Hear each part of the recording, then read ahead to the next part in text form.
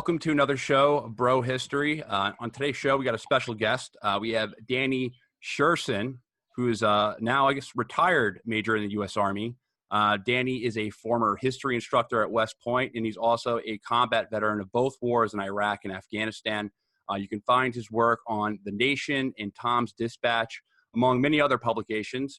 Danny, how's it going? It's going great. Thanks for having me back on again. I've really enjoyed it last time, and I've enjoyed the time we've spent together in person, and just looking forward to another great conversation. Yeah, we were really looking forward to having you on, and Danny Abdel-Jabbar. I probably shouldn't say your name in the context of this conversation, Danny, for new listeners. You almost forgot to mention that I was on the phone too. Yeah, I forgot to mention. But Danny and I, we both had the privilege and the pleasure of seeing you actually debate this topic in person at the Soho Forum a couple months ago. And I forget the exact what the exact debate question was. It was in order for Israel to for there to be peace, Israel must defeat the Palestinian movement, something like that. Which you won, hands down. Hands down. Like objectively, the crowd chose you. Yeah. So, Danny and I, we were like, who should we get to speak about this issue, especially when it's a controversial issue? It's been called the third rail of politics many times. So we were like, Danny Sjursen is probably the best person to get on, and he'll come with a very nuanced view, and he'll be objective as possible. So thanks for agreeing to be here. I'm glad to do it, especially on this topic. I think I've told you guys before in the past that I was warned when I first came into public life, in a minor capacity, like my first editor, and then a few after, actually warned me, whatever you write about, and I write about provocative stuff, but they were like, do not write about Israel, Palestine, period. It's not worth it. It will only cause you trouble. You're going to lose readers. You're going to alienate people. Don't do it. So, of course, me being me, a dissenting soldier who was essentially an atheist in the monastery for the last, 10 years of his career, I was like, well, now that you said that, I'm going to write even more about Israel, Palestine, and not just to be provocative, but quite frankly, because, you guys know this pretty well, overseas, whether you're in Iraq or Afghanistan or any other, Islamic sort of state or Islamic influenced state, what you regularly hear is, look, part of the reason we hate America is because of your biased policy towards Israel. And so to me, it's like I would be doing a disservice to other veterans and to American policy abroad if I didn't jump all over this topic. So I'm glad to do it. And we're glad to have you for it. I guess we should start off and just, get into the topic that we originally approached you on. We wanted to talk about the quote unquote deal of the century. I'll just ask you flat out, what's your initial take on this? I could have quite frankly ignored the entire topic because, and I didn't. I read about it. I've followed Jared Nepotism Kushner and the whole deal, but I could have predicted that this was going to be stillborn right from the start, because the Trump administration, even worse than every American administration since Harry Truman has been wildly biased in favor of Israel. There's a few exceptions to that.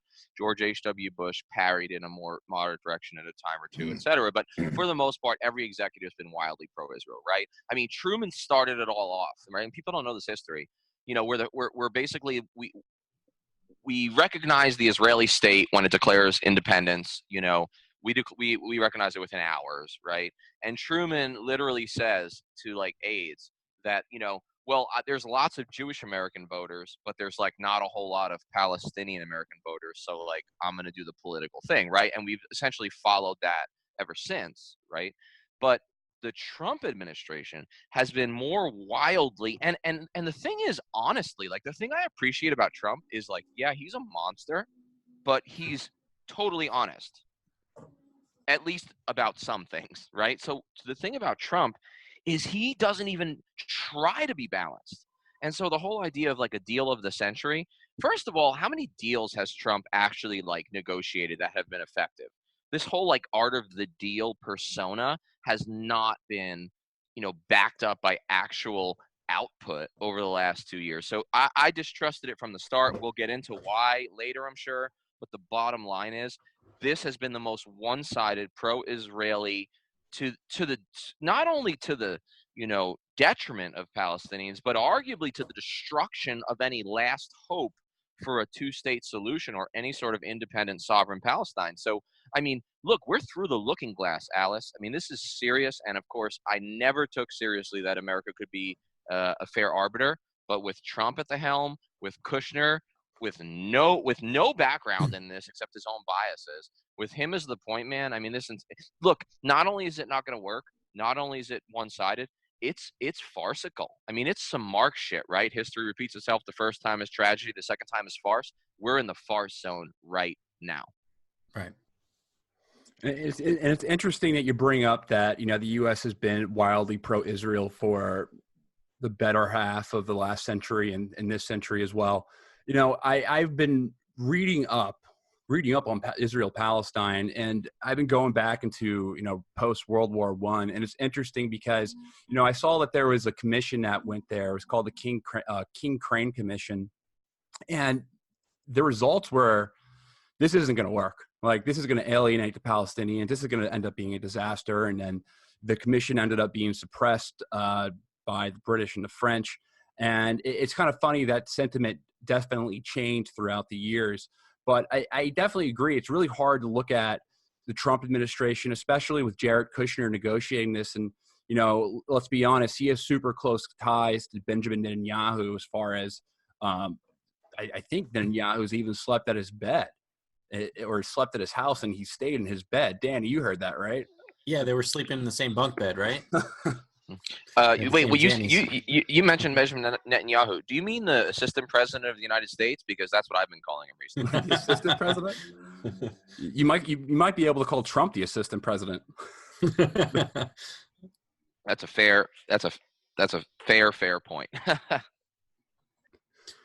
Well, so I was hoping, Danny, that for folks that might not be super privy to it, that we can get like a TLDR or like a quick version, even though this is like an impossible ask, of like, how did we get here with this issue, with the Israeli-Palestinian issue?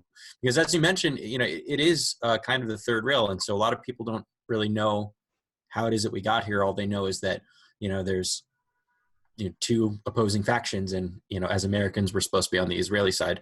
So what context can you give us for like how we got to the point where now we're about to talk about this deal of the century? I'm going to try to do something that's never been effectively done, and I'm going to fail at it, but you guys will get to be the recipients of it. And that is, I plan to give you a 90 to 120 second history that brings us up to date on Israel and Palestine, which is arguably the most complicated issue in the world, right? Or the most intractable issue in the world. A big surprise is that the United States, even though Truman was like pretty pro-Israel because of his political factioning and understanding that there was a lot more Jews in the Democratic Party than there were Palestinians, actually until the 1967 or at least the 1973 war, okay, because there were several wars between Israel and its Arab neighbors, the United States was a little bit more of a fair arbiter. I mean, in the beginning, the United States was relatively lukewarm to Israeli militarism. And even though the United States certainly wouldn't have probably allowed Israel to be overrun by the Arab states, it was not the primary backer of Israel. In fact, early in the War of Independence, we're talking 48 to 49 now, it was Czechoslovakian weapons, right, out of the Warsaw Pact, or what was to become the Warsaw Pact, that really were the first influx of weapons that supported Israel. But over time, Israel-Palestine got wrapped up in the Cold War duality, right? The Manichaeism, the binary dichotomy of the Cold War vision, which of course was utterly flawed. And so since the Soviets were backing Egypt and Syria in particular, and Iraq to some extent, Israel became an ally. And we called them the only democracy in the Middle East, which was like flawed from the start, because Israel's apartheid-like system and occupation of Palestinians and disenfranchisement of their own Palestinian citizens of Israel, that is, who make up about 20% of the country, made them not really a true democracy. And I would argue they're not even a true democracy today. But we said they were the only democracy in the Middle East, and we backed them largely to check the Soviets. And so that kind of helps explain why we went to a nuclear war footing in 1973 with the Soviets, when the Egyptian and Syrian forces had initial success. Look, after that, it no longer was a purely Cold War problem, but it was a problem of lobbying and money. And this is where I'm going to get myself in trouble. And this is where Ilhan Omar, right, famously got herself in trouble recently when she said it's all about the Benjamins. Look, AIPAC, the American Israel Public Affairs Committee, that might not be correct, but it's a lobbying group in favor of Israel. It's extraordinarily powerful. It's got a lot of congressmen, a lot of senators in their pocket. There is no similar lobbying organization with any comparable power on K Street, right, in Washington, D.C. And Congress and executive after executive, president after president have been in the pocket of Israel to such an extent that the United States is, quote, honest broker, which is what we've, described ourselves as in several administrations, has really been a farce. And look, here's the bottom line. Since the 1990s, when the peace settlement at Oslo fell apart, and we could discuss why that is, but I'm not going to get into it now, the United States has stood aside while Israel broke basic international law, basic commitments that the rest of the world agreed with, basic commitments based on the Nuremberg principles that aggressive war is not a way to gain land. And they've become a settler colonial state. What I mean by that is, not only have they not given sovereignty to the Palestinian territories in Gaza and the West Bank, but they've begun to settle land, especially in the West Bank, with Israeli Jewish-only settlements. So now you have a military occupation combined with a settler community, and the United States has done nothing. I think there's two major reasons for this, or three. One, it's the money from AIPAC, but that's not all of it. Two, it's the fact that, you know what? When the United States sees Israel being a settler colonial society, we're not as upset about that as other people, because you know why? Just like the Australians, we too were a settler colonial society. Israel's policy towards the Palestinians, they're pushing them into like reservations, is very similar to the way the American empire grew continental in the United States. We too were a settler colonial empire, and our victims weren't Palestinians. They were the various indigenous peoples who nearly went extinct by 1900. And the third reason, and this is the crazy part, and I'm like way over my 90-second goal, which is totally always going to be the case when we talk about this.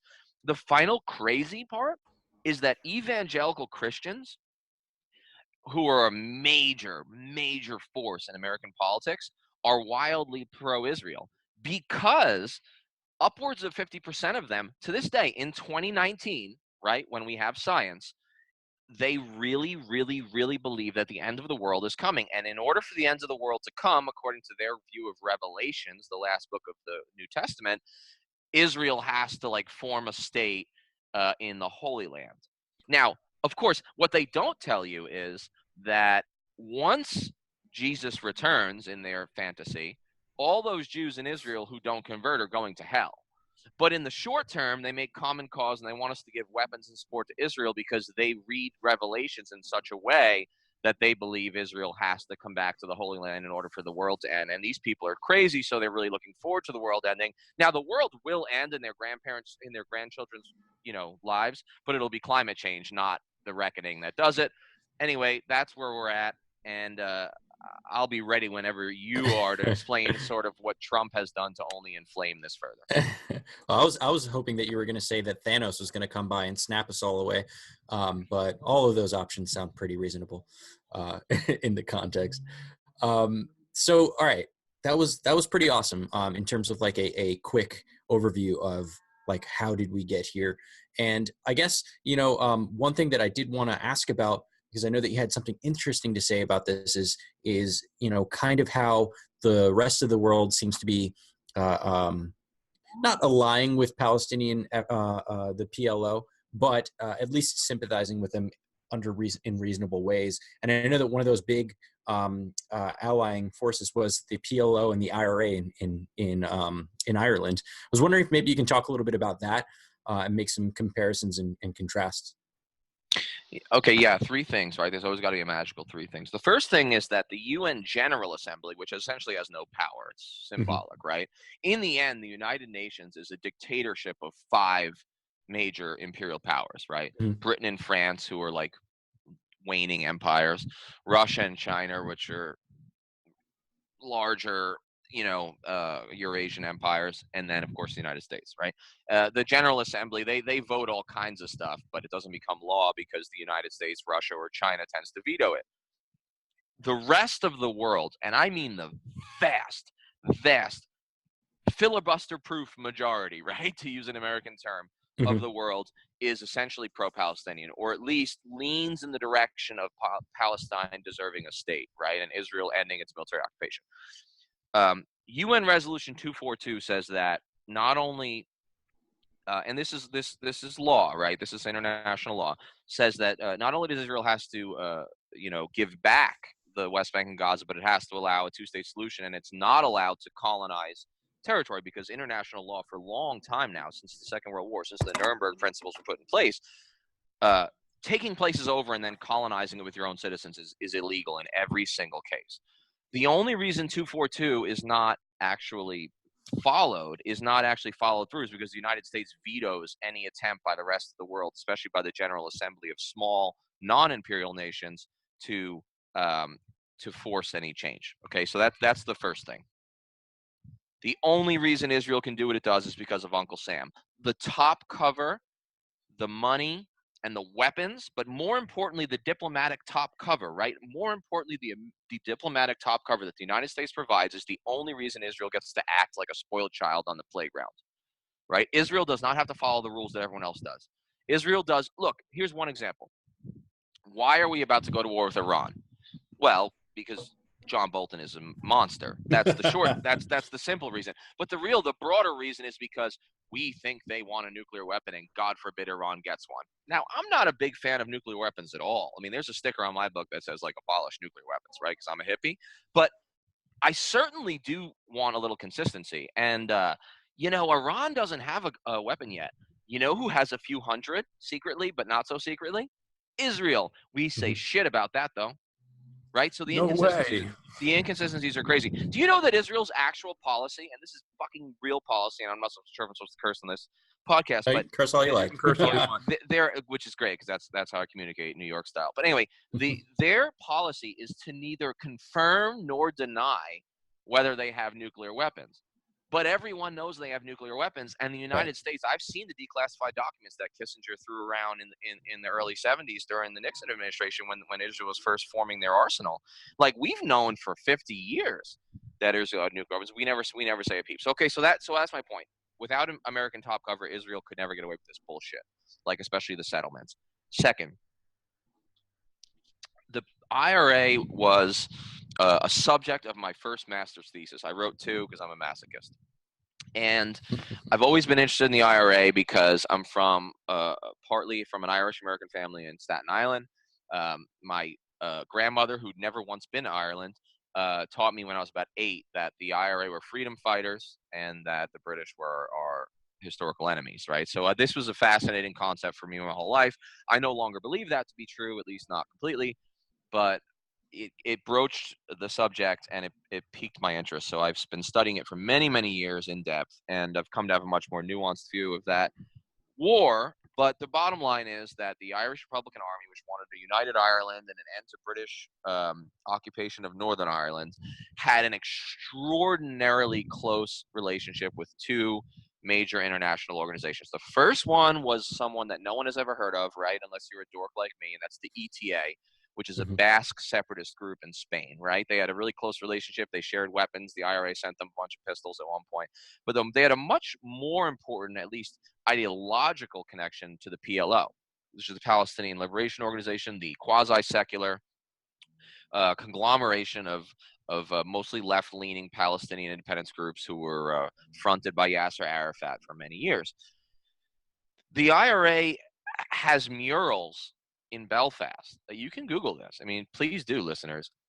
Where it'll be like an Irish tricolor flag and a Palestinian flag side by side with like a masked Irish gunman and a masked like Palestinian gunman, like side by side, saying like with like words like brotherhood or the struggle is real, the struggle is linked. And so what you had was these disenfranchised nationalist groups worldwide who made common cause. I mean, from the viewpoint of the IRA, their purported occupation by the British, well, it was an occupation by the British, right? Their view of Ireland being occupied by the British, to them was common cause with Palestinians being occupied by Israel. So while the Americans are providing top cover, these other nationalists, especially left-leaning organizations during the entire Cold War, are making common cause with the PLO, right? So that's the second point. And the third point is that even domestic groups, right, in the United States that saw themselves as disenfranchised, which, of course, given America's original sin of slavery and racism, we have to talk about African Americans, particularly in the urban ghettos of the Cold War, right? Especially the late Cold War, 80s, 90s. I'm a huge Wu-Tang fan. I'm from Staten Island. That's like Ain't the nothing proudest. to fuck with, right? Yeah, nothing to fuck with then and now. Wu-Tang is forever. I'm going to see him in Wichita, July 31st, because that's how I roll. I don't know what it's going to be like in Wichita, Kansas, but it'll probably still be raw.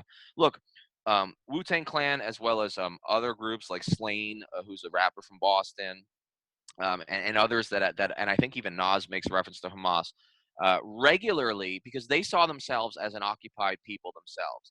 And they are, right? They were and they are, because the increasingly militarized American police in the age of stop and frisk and the age of broken windows policing treated the neighborhoods that were black and poor, or people of color and poor, like occupied territory, right? We all know this. It continues to this day. So I counted once, and there's upwards of 20 Wu-Tang songs, including 4 or 5 that were radio hits, where they refer to the PLO. They say that they're the PLO of the ghetto, or they refer to their rhyming as PLO style. Google it. It's a thing. I have heard that. I didn't make that connection. Yeah, PLO style, they'll say, right? And like, to me, that's incredibly interesting, because whereas the U.S. government, right, the corporate, white, Christian-dominated U.S. government has long just demolished any concept or any future of Palestinian freedom or Palestinian rights, the more indigenous and the more disenfranchised elements, even within the United States, have long made common cause with the Palestinians. What does this all mean, right? I think what it means is that globally, America is out of step, or at least the American government is out of step. When you're the only country that believes something and 180 or 190 other countries are against you, it's possible that you're right, but statistically, mathematically, probably you're doing something wrong, right? When everyone else who has nothing else in common with each other is against you, including some elements of your own population. I think it's instructive. It's not just a piece of trivia, although it is an interesting, piece of just like trivia talk. But I think it's really instructive. And yeah, so the bottom line is we're way out of step with the rest of the world. We always were, and we're getting even more out of step now that Trump is going further than any American president has ever dared. I think an issue is that most Americans will never call Israel, or at least Israel's occupation of Palestinian lands, they will never call that apartheid. I mean, what's your take on that? Like, is that an apartheid state like South Africa? Israel is an apartheid state.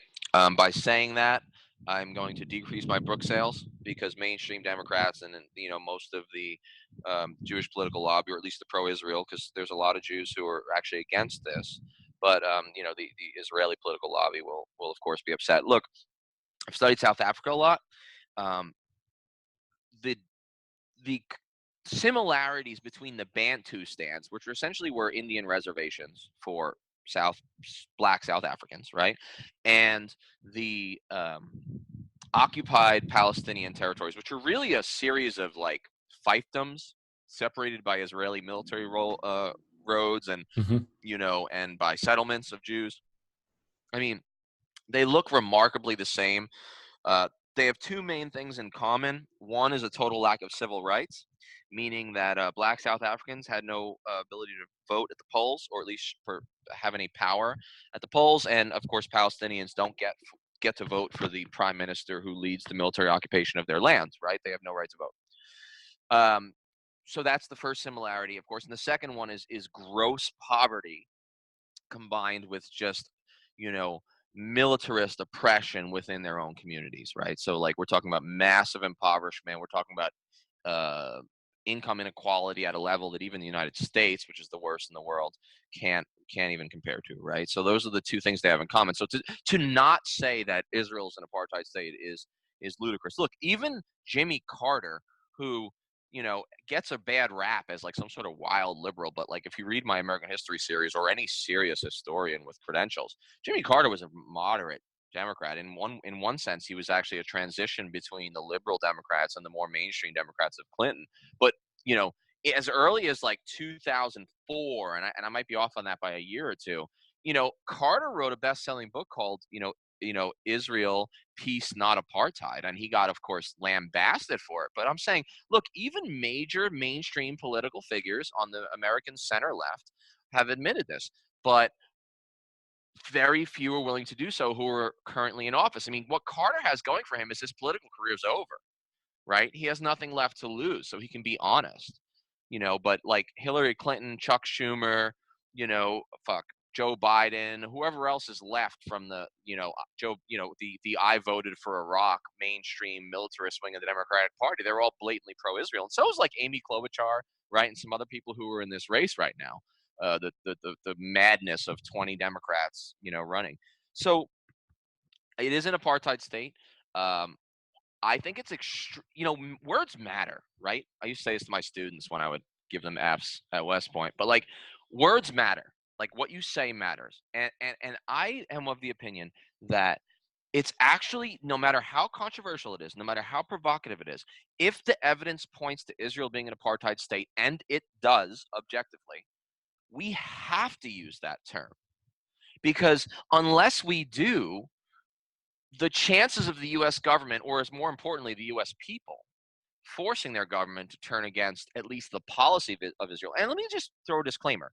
None of this means Israel shouldn't exist. That's why I'm a moderate on the world scene. In America, I'm a radical in this country.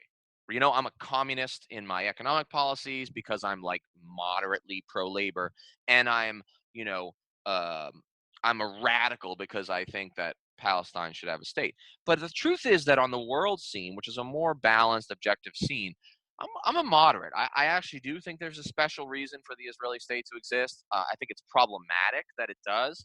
I think it was problematic from the start, but I do think that some sort of compromise is necessary because the historical disenfranchisement and destruction of the Jewish people, I think, is a special case, right? So that puts me squarely in the moderate camp worldwide, but far left or radical in America. But it's important to do this. And let's just do one other quick history lesson, and verbose history professor Danny's really coming out here, but I'll keep it short.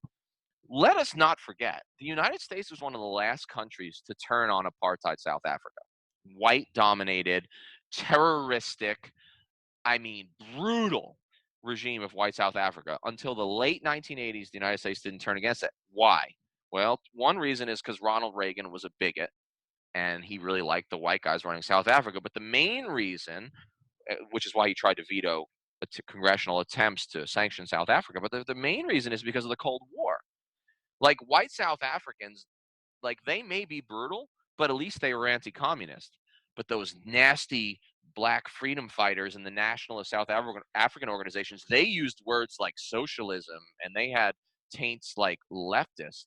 Right. So in other words, the American government for year after year and decade after decade backed South Africa. So not only is it important to call Israel an apartheid state, it's important to remember that even if we did label it an apartheid state, America has a nasty history of allying itself with those very apartheid states. With that, I'm going to drop the mic for a moment and take a breath.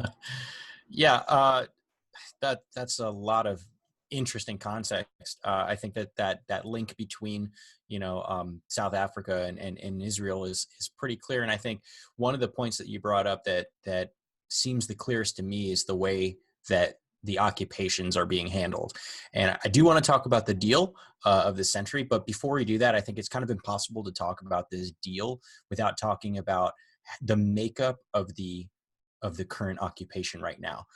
Because none of the actual details of the deal have been released yet, but through some leaks we kind of start hearing a little bit about a semi-autonomous mini-state called New Palestine maybe popping up in this deal that would be comprised of like areas A and B of the West Bank. And maybe the capital would be somewhere in like the expanded boundaries of like Jerusalem. But on the face of it, that sounds like, hey, that's not so bad. They get there's your two-state solution. But without like looking at a map or without knowing the context behind this, I think it's really like not as good as it sounds. So I was hoping, Danny, could you try and like with words explain how Palestine is being occupied and the differences between the A, the B, and the C areas, and kind of like that Swiss cheese effect that's going on. Just shed some light on exactly what it looks like. Yeah, the Swiss cheese term is one that I was going to use.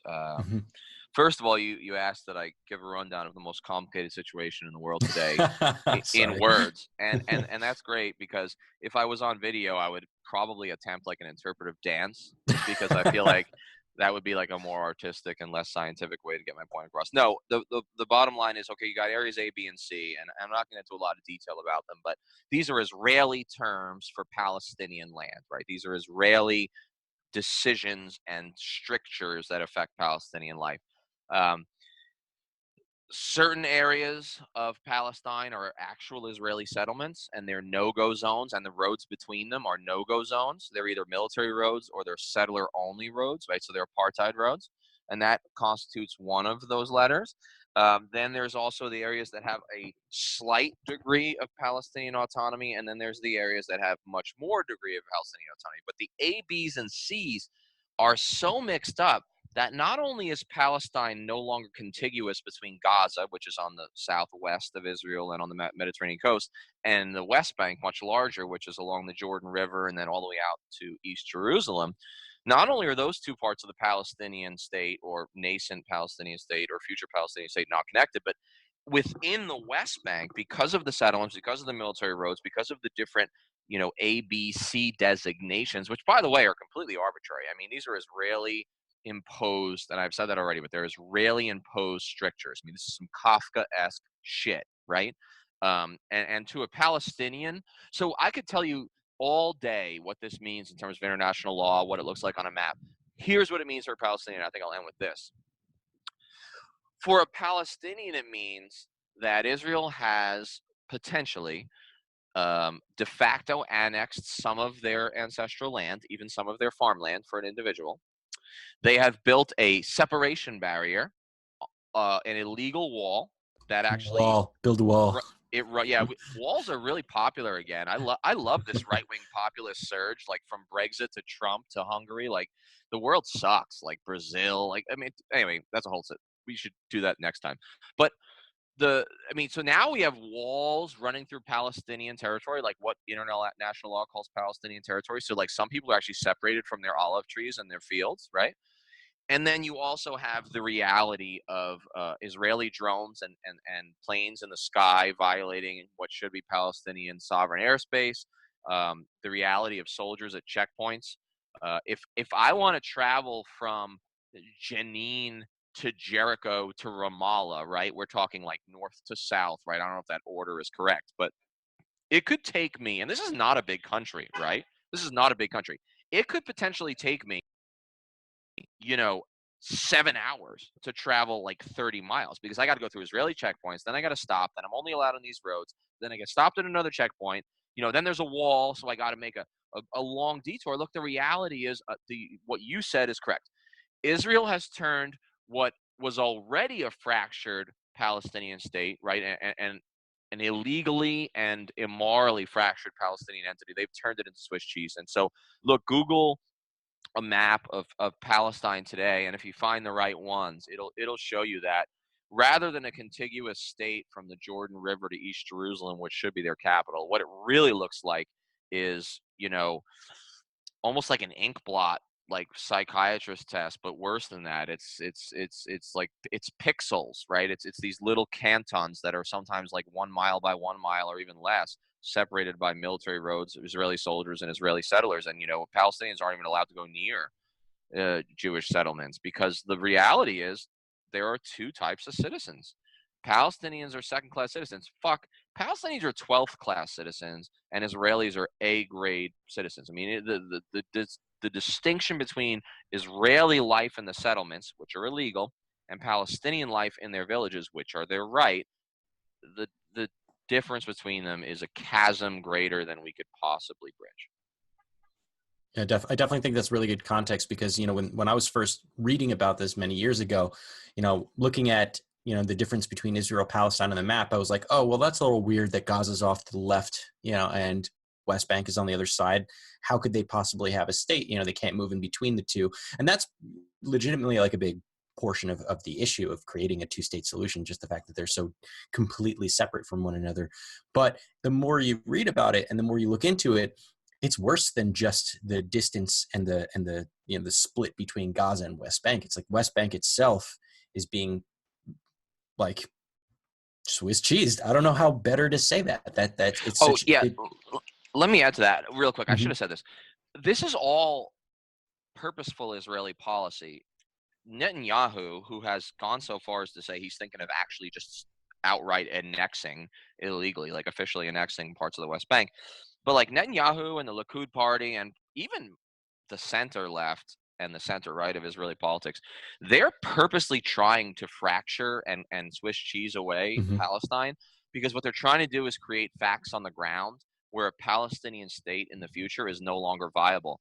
And they have had remarkable success in doing that because, dude, Right. we're 3 smart guys, and we can get 10 smarter guys and go on a commission together, and we would have a lot of trouble putting Humpty Dumpty back together again because the Israelis have created facts on the ground that make a Palestinian sovereign entity almost impossible. And that's if we decided tomorrow to do the right thing, and we haven't even gotten close to that.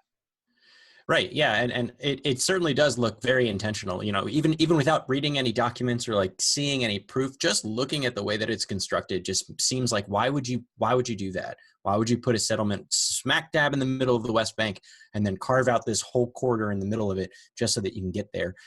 I always assumed, when I was more naive, when I was not hip to this particular issue, that the settlements were on the border, right? That the settlements were they were encroaching on the border and pushing farther and farther into the border. And it was just that simple.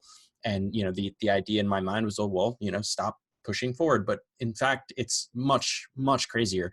And what that does, at least for the Palestinian people, is that obviously they lose, acres and acres of their own land, right? Miles and miles of their land. And you pointed out a couple of situations where like you could be an olive farmer, right? And then half of your olive grove is just gone now because you can't access it because they put a road in between it and you can't access that road, right? So they're either illegally settling on that land, which we've already pointed out that this is under international humanitarian law, you can't do this, or they're illegally exploiting those natural resources, right, by straight up taking them, right? Hey, here's a real fertile area of the West Bank. We're gonna put a real nice, settlement on here, and we're gonna set up shop, and we're gonna do one quick thing: water. Mm-hmm. Water is a major resource in the Middle East, and the Israelis have been very careful over the course of 50 years to monopolize the best water resources and starve the Palestinians or dehydrate the Palestinians. Correct. And so those severe restrictions on how Palestinians can use their own resources, itself is very, very problematic. So when you try and think about like even the creation of this new Palestine, if such a thing could be possible, right? But they got the best people on it, I'm sure. It doesn't seem to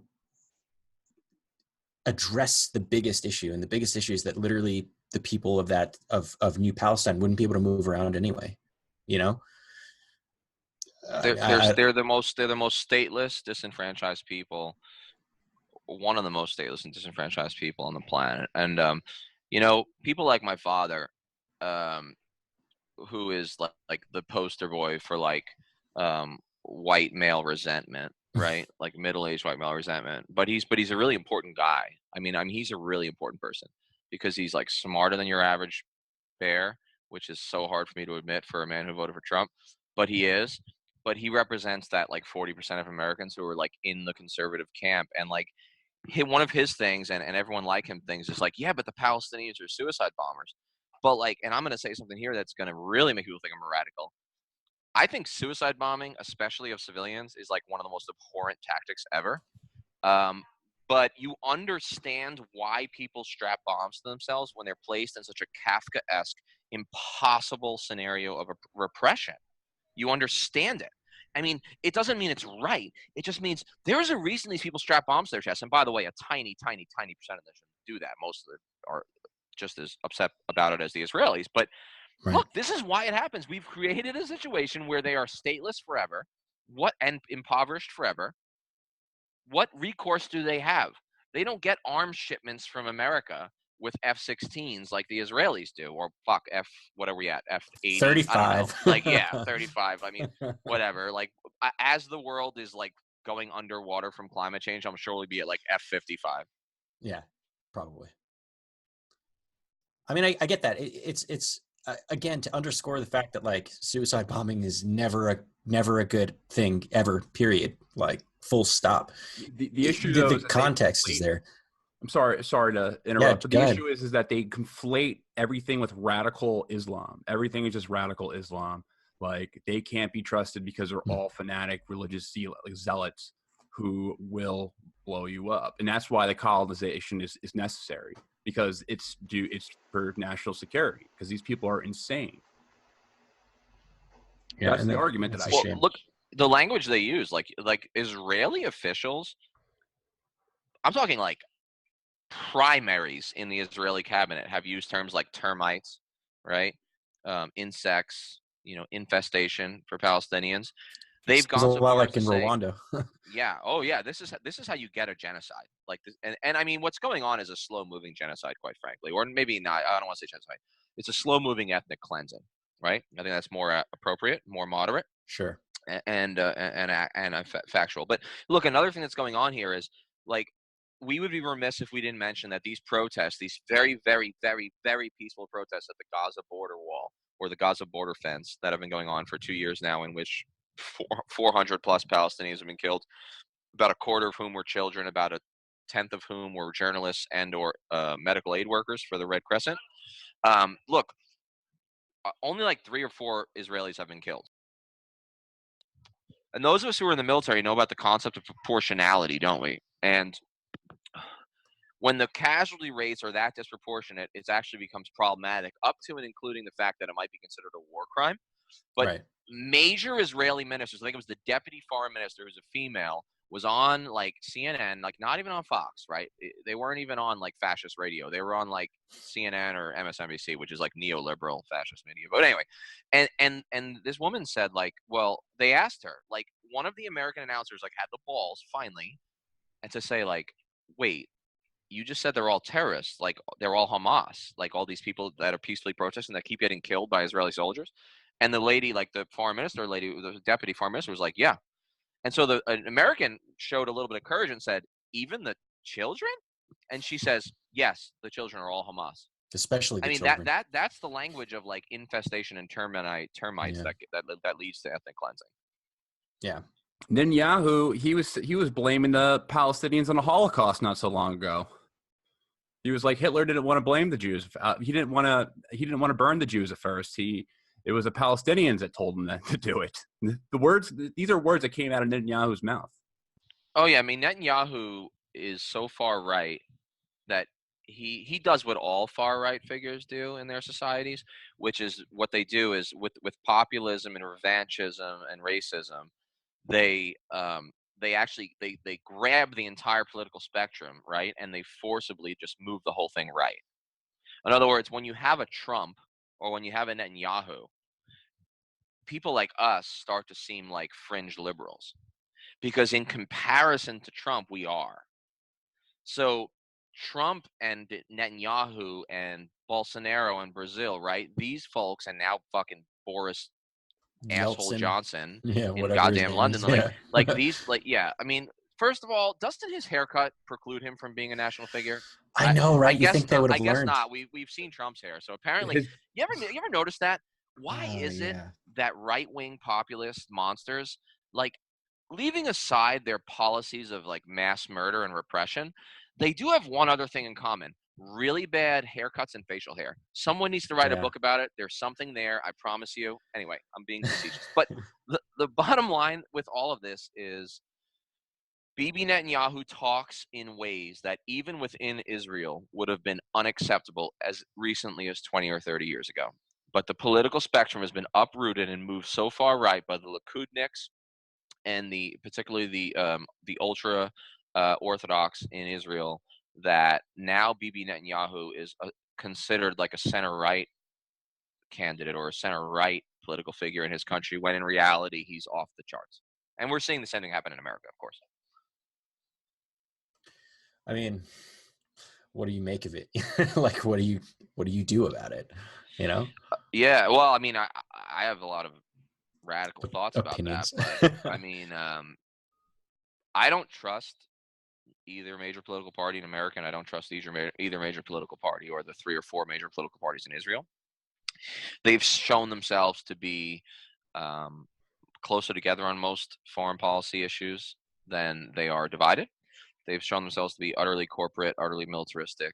And so I'm of the belief that, like the civil rights movement, grassroots action of civil disobedience up to and including shutting the system down may be our only hope.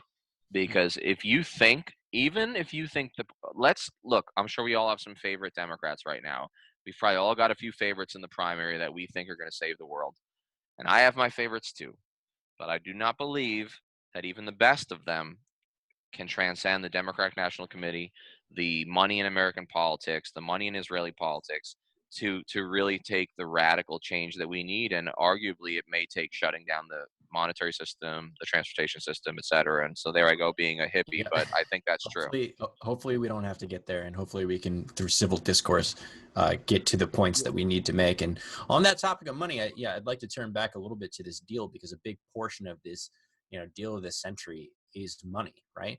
So as I understand it, the aid package that they're proposing is somewhere between $30 and $40 billion over 5 years. And by the way, a bulk of it is going to be provided by Gulf states, so like other Arab states, with small contributions from the United States, EU, and others.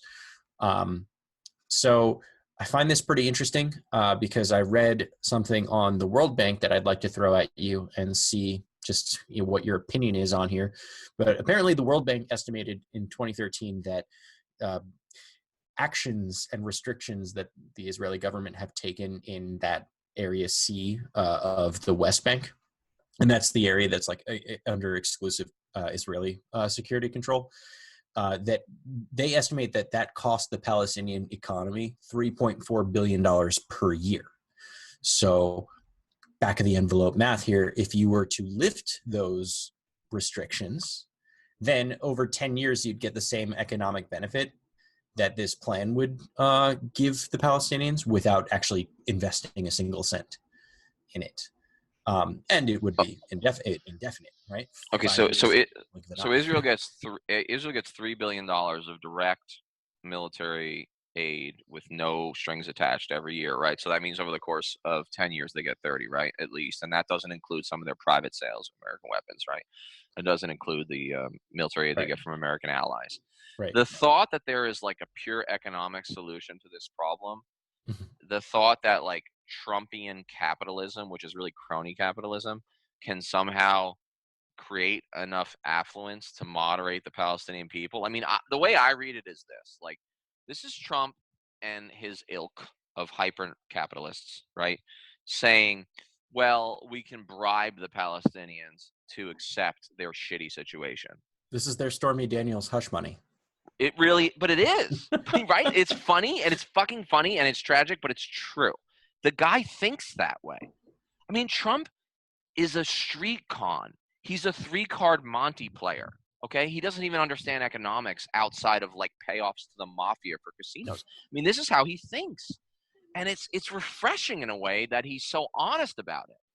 Because the old Republicans would, like, lie and be like, no, it's trickle down, it's supply side, there's a science to it. Trump's like, fuck it, I just pay bitches not to tell them I raped them. You know what I mean? Like, so, like, it's like, that's, I'm sorry, but like, that's how he thinks. And the point is, he's a con man. The reality is this is a political solution that has to involve a military withdrawal. It has to involve a reinfusion of civil rights for the Palestinians, and has to involve a massive change in the Israeli occupation, up to and including the removal of almost all the settlements, except maybe some of them that are right on the border that can be transferred for requisite Israeli land. There is no way to buy Palestinian ascension to this. They will never assent to it. My prediction is a third intifada, actually, a third massive uprising of the Palestinian people once the final plan is put out by Trump. That sounds scary. Again, I'm a pretty big pacifist and hope that it doesn't have to come to that. That sucks. I'm hoping you're wrong. Let's just put it that way. It's funny though. It's funny that you bring up Trump about being, he's so transparent, like with Saudi Arabia, when, he was getting flack for the $110 billion in arms sales. And he was just like, well, what am I supposed to do? These Muslims hate these Muslims. We need to sell them weapons. Oh, it's mad. That's how he thinks, though. I mean, he thinks like a con man. I just want to caveat and say that my use of the term bitches for the women that Trump has allegedly raped was inappropriate. But the bottom line is, I got carried away, and I think he does think that way. I appreciate the caveat, and I'm sure we say way more inappropriate stuff on this show. Don't worry. You should have heard what we said about. I got in trouble from my family when we were talking about George Bush and Margaret Thatcher. We speculated on some type of an affair, but not really. Oh man. Let's be honest. In that relationship, Margaret Thatcher was the alpha. Oh, absolutely. For sure. Anyway, I think you bring up a good point, Danny. I don't think that they can that any deal can just buy away Palestinian statehood or buy away the plight of the Palestinians in general. Another really big kind of lynch point for this is like the Palestinian right of return. And so for those folks who are unaware, many Palestinians fled Israel-Palestine during all of the intifadas. Millions and millions of them. I think there was 750,000 were displaced during 1948's war. And between then, the other intifadas, and just population growth, there are more than 7 million Palestinian refugees scattered around the world. And funny enough, when we were at your debate, I believe that your opponent had cleared up to me that evidently I might be a Palestinian refugee based on like how they say that is, because my father was Palestinian, is Palestinian, I should say, and their family fled. So the Hamas. Shut up. I guess the question that comes up a lot is like, all right, cool. Let's pretend for whatever reason that we can make a new Palestine, right? And somehow they figure out the Swiss cheese thing and that works out. So maybe they link it with some corridors, whatever. And let's say that $40 billion over 5 years, maybe that's really awesome and good for the economy, for the burgeoning new Palestinian economy, right? And it's super helpful for them, and they're coming up. So what about all the people who have been waiting generations at this point to come back to their homeland? Will they have that opportunity? This is probably the most intractable problem of the whole issue, and this is where I sound like a moderate. This is where like Palestinian activists would take some exception with me, or at least the more radical ones. I think that it is utterly unrealistic and logistically impossible for 7 million Palestinians or even 2 million Palestinians to be repatriated within the boundaries of Israel and get their land back. It's just been too long. There's been too much population growth, and there's too many of them. But in theory, they have international law behind them, and they have morality and ethics behind them. What does that mean? Well, I like to describe the right of return as symbolic and similar to American debate, right? Ta-Nehisi Coates, right? Ta-Nehisi Coates has been talking about this a lot with American reparations for African Americans. Mm-hmm. To me, the right of return is an apology from Israel that is backed by something that is maybe symbolic, maybe tens of thousands being allowed to return to the Israeli borders, although not to their original houses, because 3 generations worth of Israeli Jews have lived there now, and we can't displace them either. But I think there has to be some form of reparations in I think Israel has to say, look, guys, like, we can't logistically or ethically allow 7 million of you into our borders and, like, to swamp the population of a relatively not populous state, because it would cease to be a Jewish state, right? But they have to say that our historic wrongs against you are such that not only will it be a symbolic return and an apology, but some form of economic reparations. Some Palestinians would take a lot of issue with what I just said, because they would think I hear that. they would say that I'm waving away an historic crime, and I am, right? But No, I hear that. I'm also a realist, and I mean, I think Israel is going to have to pull that checkbook out and make some concessions in the West Bank and Gaza to make this right, and they're going to have to give a lot. But I don't think it's realistic for Israel to give exactly what the Gazan protesters are calling for. But I don't even think that most Palestinians really think it's possible. I mean, Yeah. they're making a big ask, hoping that the compromise is a middle zone. I think that's what's happening. Also, like for a, I guess, a technical Palestinian refugee like me, I don't want to go back. Like, I'm fine here in America. I love America, right? And I'm sure there are plenty of Palestinians living abroad that love where they live. So, for example, the majority of the refugees of Palestine live in Jordan, right? Almost 2 million of them, so 40% of them. And in Jordan, many of them, 95% of them, have been given citizenship, right? They're able to participate in political and economic life. Most of them also don't live in like the tents, like the camps that are run in Jordan or in many other places. So they like live normal lives as, newly Jordanian citizens. So Palestinian, like culturally and of their heritage, but on their passport it says that they are Jordanian citizens, and they're quite content with that. But that's not a problem, right? The 2 million people that are living in Jordan probably won't take too much issue with not being able to come back. It's the folks I think you're right. Yep. Elsewhere, right? And specifically in places like Syria, which is unfortunately its own fucking quagmire, right? And Lebanon specifically, right? So folks living in Lebanon, they're in legit camps, right? Severely restricted by the Lebanese government for 70 years now. Right. And I mean, they're not granted citizenship.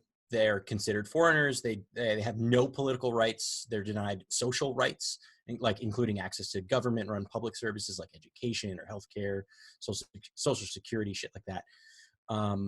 But and the folks that were in Syria before, actually Syria was pretty good with integrating them into their society. Like many of them had access to government services, employment, things like that. But they weren't given citizenship, but at least they were better off than the folks in Lebanon. But now, now there's not even like really a Syria for them to be in, So, and that's we're talking about millions of people now, right? Millions of people that are living in places that do not accept them for who they are, and they can't go back to home, to wherever they believe home is. They have no home. They're effectively stateless people. So where do they go? What do we do with them? Yeah, I actually patrolled an area of East Baghdad in 2007, from like February to April 2007, called Bella Diat, and it's a Palestinian refugee community. I mean, they don't live in tents, but they live in slums in East Baghdad, and they were also relatively stateless. I mean, Saddam had oppressed them, even though they were Sunni and he was Sunni. Like, they were just sort of like in between. They didn't fit, For sure. And Al-Qaeda didn't like them, and the Shia didn't like them because they were Sunni, and Saddam didn't like them because they weren't Iraqi. I mean, I saw this firsthand, and it was really devastating. And most of them were refugees of 48, so they've been at that point in Iraq for 60 years, right? Right. Still living in the ghetto. Again, here's why I think economic restitution is so important, and I'm gonna compare it again to this whole reparations debate in America. In the United States, the average African-American family has less than 1/8 of the accumulated wealth of the average white family. Now, why is that? Well, there's a lot of reasons. Part of it, though, is a function of federal government housing policy that made it nearly impossible for African Americans to purchase their own home. So what's the number one way to accumulate wealth, right? With assets. Generational wealth, Mm-hmm. assets, specifically housing, right? That's right. And African Americans own houses and have owned houses at rates that are a fraction of white Americans. And so household wealth, generational wealth, is almost non-existent in the black community in America, even in 2019. So the idea behind Right. reparations is that in order to right some of those wrongs, we're never going to be able to make up for that eighth or 10th that you are, but we're going to give you some sort of boost that puts you back on a scale or on a platform where you can compete, right, with white America. I think the same can be said of Palestinians, because here's what happened. The land and the houses that they left behind when they ran away during the initial War of Independence, or in the 1967 War of Israeli aggression, Mm-hmm. they never got the accumulated capital associated with the worth of their land or the worth of their homes. I mean, they were never paid back. And so what you can argue is, even if they don't live in refugee camps, even if they live decently well in Jordan, right, or in the West, they still were robbed, right? They were robbed of their accumulated family wealth, which in some cases was generations long, right? Mm-hmm. And so they started life on an uneven platform, right? It's like I talk about reparations, and I talk about Black civil rights, which is actually what my PhD subject is, because I'm a masochist and I changed from IRA stuff.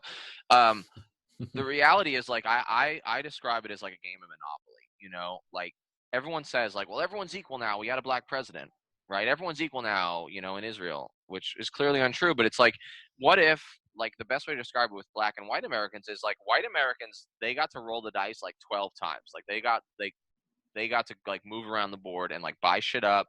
You know what I mean? Buy up the railroads, like, flip around, free visits to prison for like 12 turns. And then we let African Americans do it.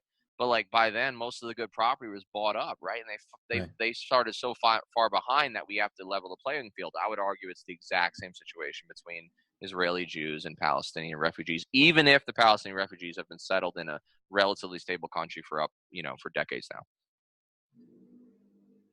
Yeah, I mean, the problem. I don't disagree with you. I think that analogy to monopoly makes a whole lot of sense. But where I disagree with you on the right of return is just it's more important to me that the folks that are living in countries that aren't allowing them citizenship or aren't allowing them basic human services, that they have a place to return. And I understand the logistical nightmare that it would be to bring 7 million Palestinians to Israel. Israel is a very small place. Even if they were to cram them just into the areas of whatever this new Palestine is that they have there, I think completely writing it off and saying there is no right of return, you will not return. It's morally inept, I think, but it also kind of goes against the like UN General Assembly like resolutions that have been reaffirmed like since 1949. So No, so I actually don't think I want to clarify. We don't disagree that much. I think one of the real challenges of this is that we're going to have to treat Palestinians unequally, or at least not unequally. We're going to have to treat Palestinians on a case-by-case basis, given their context. And I agree with you that the situation of a relatively affluent Palestinian living in Germany versus a Palestinian who's literally lived in a tent for 4 generations is going to have to be taken into account. And so not only financially, but also in terms of who gets to actually go back to Israel, we're going to have to take that into account. I don't think every Palestinian is going to be treated equally. I think it's going to be a much more complex process. And those people who are in tents in Lebanon and those people who are like being starved in the open air prison of Gaza are probably going to have to get a degree of special treatment. And that may mean that if we do have 100,000 symbolically returned, we're going to pull those from, and I made that number up, but we're going to pull those from the most desperate Palestinians, because I do agree that it's not just money. It has to be more. Right. And at that point, if we're looking at special treatments for folks that are in particularly dire situations, we're looking at people in the counts of millions, not hundreds of thousands anymore. Just between Gaza and Lebanon alone, that's like 1.5 million people. And that's where it gets complicated. And so I don't pretend to have the answer, but I'll tell you what I do think. I think we should be studying this in a serious way. I think there should be binational and international working groups that are on this, and people that have a lot more information than you and I need to be dealing with this incredibly intractable problem. So instead of denying the right of Palestinians to have anything, people who are super smart have to be studying, like, well, how do we make this work? Because there is a moral component. And you're right, it's in the millions. And so when I talk about a symbolic right of return, I understand that that's not sufficient. But I'm also aware of the logistics. And so I'm very torn on this issue. I think one of the reasons you guys invited me on is because even though I seem like a radical in America, a lot of my positions or a lot of my instincts are, they're pretty moderate on the world scene. And not pro-Israeli, but definitely sympathetic to Israel. And, it makes me uncomfortable to say that. And I'm so used to being painted with the radical pro-Palestinian brush here. But I think what you're raising, the difference between us that you're raising, it neither insults me nor worries me. It actually is extremely important, right? Like the little bit of difference between you and I is like the kind of business that some future international and binational Israeli-Palestinian tribunal is going to have to work with. And so I think it's incredibly important that you brought that up. I'm glad. So we're running a little late here, and Henry, I know you've been quiet for the whole time. I want to give you an opportunity to maybe say something if you have anything. No, I'm just picking your brains. I guess my big questions really are: is there a fair country? Is there a country that could actually mediate this? I feel like Jared Kushner, he kind of like fancies himself as like the new Henry Kissinger. If you see his interviews on TV, I saw an interview on Al Jazeera, and it was quite telling. It was funny. Is there someone who can actually mediate this? Is there a country that could be neutral and mediate a deal?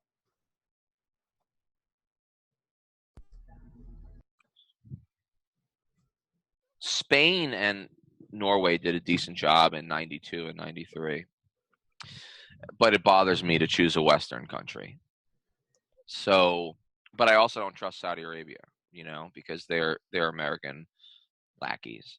I don't know what the answer to that is, but I do think it has to be a country or series of countries that have no skin in the game. Because if they don't, then it gives them a level of objectivity that neither the United States nor Russia nor Saudi Arabia nor most of the countries in the West have. But I will say that the Scandinavian countries who are fat and happy and like live in the dream in their social democratic socialist states that are like super woke, like they're not the worst candidates. But I would like to see an Arab/Muslim component to it, just for the sake of not being the white savior, to these problems, which I'm always, as a guy who is working on a PhD almost done in African American civil rights, like a white boy, like I'm very, very like cognizant and like worried about that. So I don't know what the answer is, but I think you bring up a good point, because the international arbiters are going to have to be very carefully selected. Well, if we storm Area 51 and find the aliens, maybe we can ask them to do it for us. No, they're not going to touch this issue. It's too dangerous. Right? They're gonna go back to their galaxy and be like, "Fuck it, it's hard." What do you think about that, by the way, Danny? Not to change the subject too hard, but I don't know. I have like a weird relationship with conspiracy theories. Like, part of me is like an Occam's razor guy who's like, the simplest answer is always true and the conspiracy is always wrong. But then there's the part of me that like obsessively watches like shows about JFK's murder and like does think that like 9/11 is like maybe not a conspiracy, but definitely like not a full story yet. So I'm a skeptic of conspiracy theories, but I am equally skeptical of any governmental line coming out of Washington. So it would not surprise me if there's some shit that the conspiracy theorists, like guys in taxi cabs like Mel Gibson in Conspiracy Theory, like I would not be surprised if they're right about some shit. Like, I'll give you one funny story, and like we're definitely running short. My phone's about to die, and like we're way over, and that's cool. But like this is one of the best conversations I've ever had. But like I was in Minneapolis at a Veterans for Peace conference this weekend, giving a series of speeches, and like after the speech was over, like there was like catered dinner, and I was so goddamn hungry because it was like a long conference, and I spoke for almost 2 hours after the Q&A, and all I wanted to do was eat. But like people were really impressed with my speech and like really thankful, and they were all like Vietnam era, like gray hairs, who were just like happy to see a young guy who agrees with them. And like one person after another was talking to me, and then finally this guy. You ever look at a person and before they even open their mouth, you look in their eyes and you know they're crazy, you know? Oh yeah. I had Yeah. that situation. Like, there's just something about their dead shark eyes that tells you, like, oh, this is going to go badly. And this guy started telling me about, like, all his secrets he knew. And he was in the Navy for 4 years during peacetime, so he knows shit that I can't ever possibly know. And I was like, oh, boy. And then he was like, I'll give you an example, man. He was like, you know the world is flat, right? And, like, the thing is, Oh, he was dead serious. And he talked to me about a flat world for, like, 4 minutes that I'll never get back. Like, when I'm on my deathbed, I'm going to be wishing I had those 4 minutes back. But the point I'm making is, like, even that guy, like, the world's not flat, guys. But, like, even that guy or his counterpart, like, some of them are right, maybe. Like, that's my theory on conspiracy theories. Like, I'm a skeptic of them, but I wouldn't be surprised if some of these fucking so-called crazies and flakes are actually right about some shit, at least in a general sense. Hey, every single time Alex Jones will say 10 things, 9 of them will be crazy. I mean, he's bound to get something right by accident at one point. Half right? of one will be true. You know right, what he does. Broken clock twice a day, right? Yeah, exactly. What happens is that they'll see something like, with Alex Jones, he'll see something like Harvard scientists theorize that they could cool climates by putting in trails in the sky, and then he'll be like, well, chemtrails are finally coming. It's coming true. That was a remarkably good impression on the fly. We've had a year to practice. I've been working on my Alex Jones for a while, as people know. It used to be a lot more in tune with the show. Should bring it back though. Yeah, we definitely should. Well, Danny, this has been awesome, and I know that we've gone over, and I know your phone's going to die. So I just wanted to thank you again for coming on the show, and I wanted to give you a quick opportunity to plug anything that you're working on, so that our listeners can support you. Yeah, I love you guys, and this is something I hope to do regularly. Listen, I'm on Twitter @SkepticalVet, which describes me pretty well. I write weekly columns at TruthDig and Antiwar.com, and I write monthly or bi-weekly columns across the range from The Nation to the LA Times. Bottom line, I've got a crazy last name, Sjursen. Google it. There's a lot of shit online. I've got a lot to say. At least half of it's decent. And thanks, guys, for the opportunity. And no more disclaimer anymore, right? Or do we still need to put that in? No more disclaimer. Right. I do speak for me, and I don't give a shit about the U.S. government or the military anymore. So disclaimer's gone. Well, congratulations on that. All right. Thank you very much. All right. Thanks, fellas.